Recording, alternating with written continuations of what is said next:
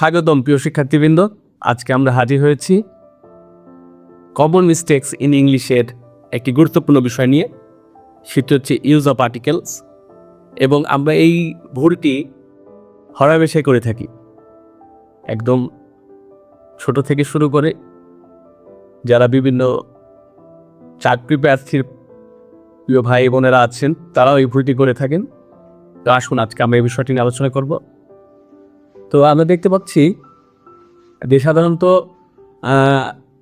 I go to school, এটা আমি সবাই পরিচিত, বাট আই গো টু স্কুলে কেন এখানে আর্টিকেল বসবে কি বসবে না, এটা আমরা আসলে কি নিশ্চিত করে বলতে পারি না।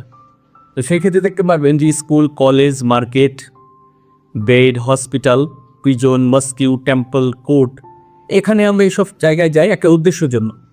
স্কুলে যারা যাচ্ছি তাদের উদ্দেশ্য পড়াশোনা, মস্কিউতে যাচ্ছি ধর্মীয় আমরা নামাজ আদায় করার জন্য যাচ্ছি, মন্দিরে যারা যাচ্ছি তারা পূজা অর্চনার জন্য যাচ্ছি। তো প্রত্যেকের একটা উদ্দেশ্যের জন্য কি আমরা সেই জায়গাগুলোতে জানি।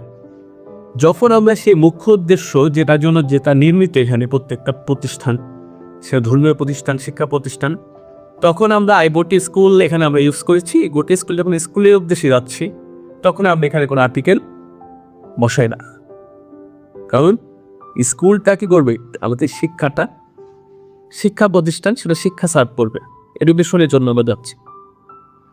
কিন্তু আমরা যেটা হরহামেশা ভুল করে থাকি, এই সব ক্ষেত্রে কী হবে, যেটা উদ্দেশ্য যাচ্ছে সেখানে কোনো আর্টিকেল সাধারণত বসবে না শিক্ষার্থীবৃন্দ।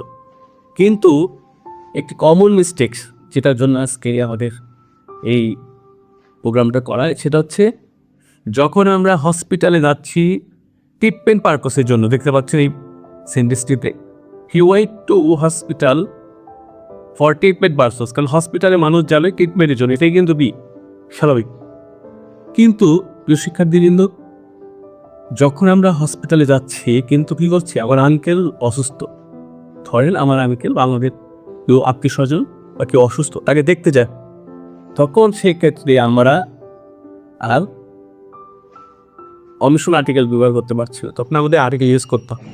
তখন সে নির্দিষ্ট কাজে যাচ্ছে, তখন তবে তা যদি কোনো স্থান, আমরা যে স্থানগুলো এখানে আমরা দিয়েছি সেই স্থানে সেই কাজে না গিয়ে অন্য কোনো কাজের উদ্দেশ্যে যখন কেউ যাবে, তখন সেই ক্ষেত্রে দ্য আর্টিকেলটি ইউজ হবে।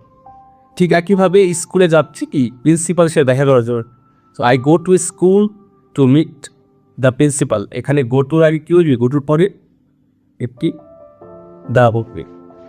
আশা করি আমাদের আমরা যা বোঝাতে চেয়েছি আপনাদের, তা আপনাদের অবশ্যই ক্লিয়ার হয়েছে।